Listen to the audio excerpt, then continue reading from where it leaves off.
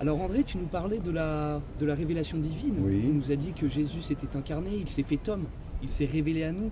Mais en ce qui me concerne, je n'ai pas l'impression de tout connaître encore. Il y a quand même un mystère. Ah oui, il est grand le mystère de la foi. Effectivement, mais si ça te rassure, moi non plus, je ne connais pas toute la révélation. Ah bon? Mais ça ne veut pas dire que Dieu n'a pas tout révélé. Il a tout révélé. C'est nous que petit à petit, on va faire partie de ce mystère. On va connaître ce mystère davantage. Au long de l'histoire de l'humanité, Dieu a parlé. Dieu a toujours parlé à son peuple. Doucement, mais toujours.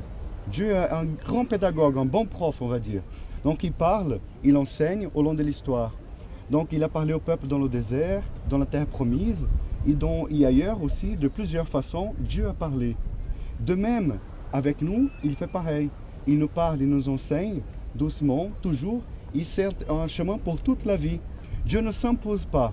Il nous aime. Et notre réponse, c'est aussi une réponse d'amour. Puisqu'il m'aime, moi aussi je donne cette réponse. Et j'apprends. Quand on aime quelqu'un, on apprend beaucoup de choses de cette personne. On laisse de côté beaucoup de choses. Et on assimile beaucoup de choses de cette personne. Avec Dieu, c'est pareil, sauf que cet amour va m'amener au ciel.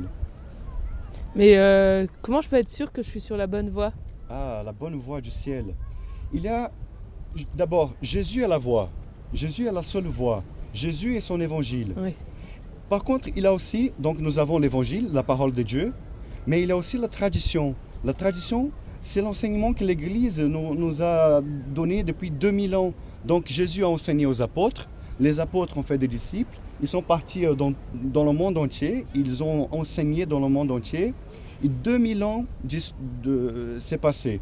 Notre pape Benoît XVI nous laisse aussi un petit message très important pour nous. Méditez souvent la parole de Dieu et permettez à l'Esprit Saint d'être votre maître. Vous découvrirez alors que les pensées de Dieu ne sont pas les pensées des hommes. Vous serez alors amené à contempler le vrai Dieu et à regarder les événements avec ses yeux.